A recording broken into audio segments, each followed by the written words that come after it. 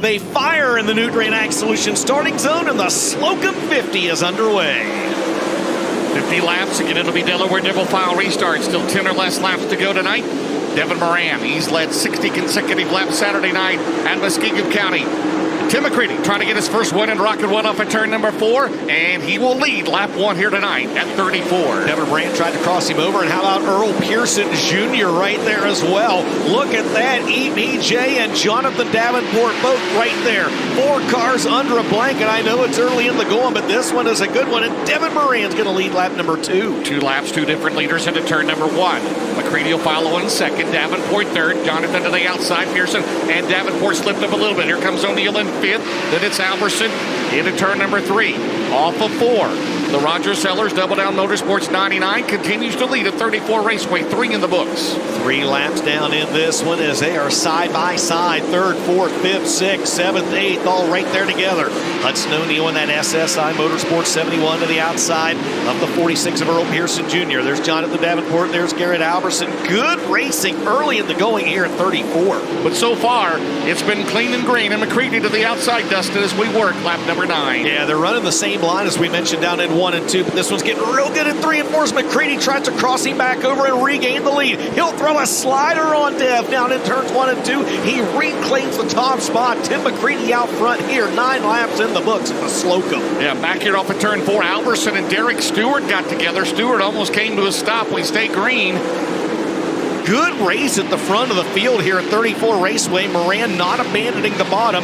Down in 3 and 4, McCready drifts way high coming off the corner. Dev still right there. Good race at the front of the field here, 12 in the books. 11:34 here tonight.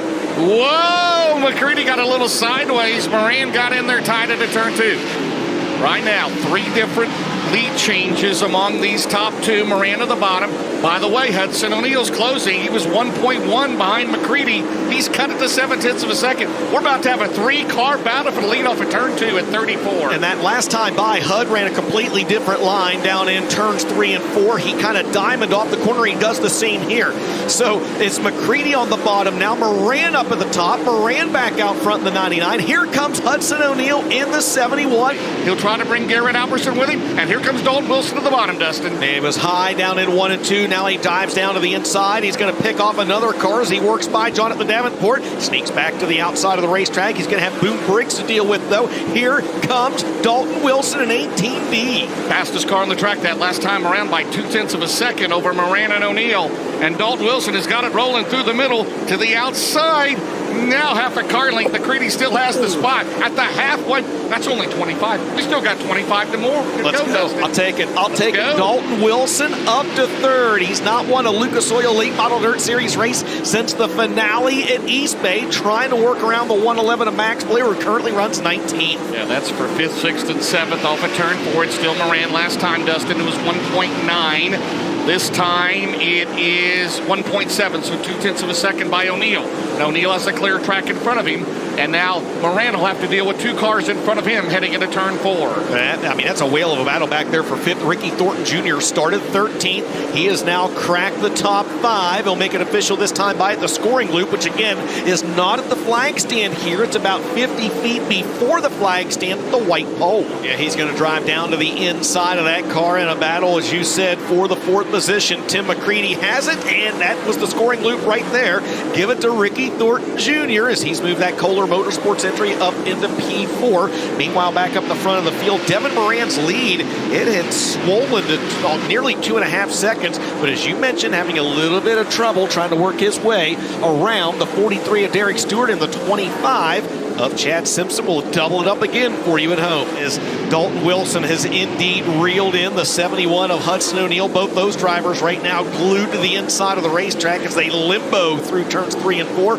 Now under 10 laps to go in this one, and this still happens 3 seconds behind your race leader, Devin Moran in 99. Moran, heavy traffic off at turn 4, Dustin. Yeah, Moran also flexing the patience of a veteran driver too, James, as he's really showing. Oh, and trouble for Jimmy Owens coming off turn number 4. Garrett Alberson almost careened into the side of the Kohler Motorsports number 20. Owens is able to nurse the car to the infield, and we stay green with 3 to go.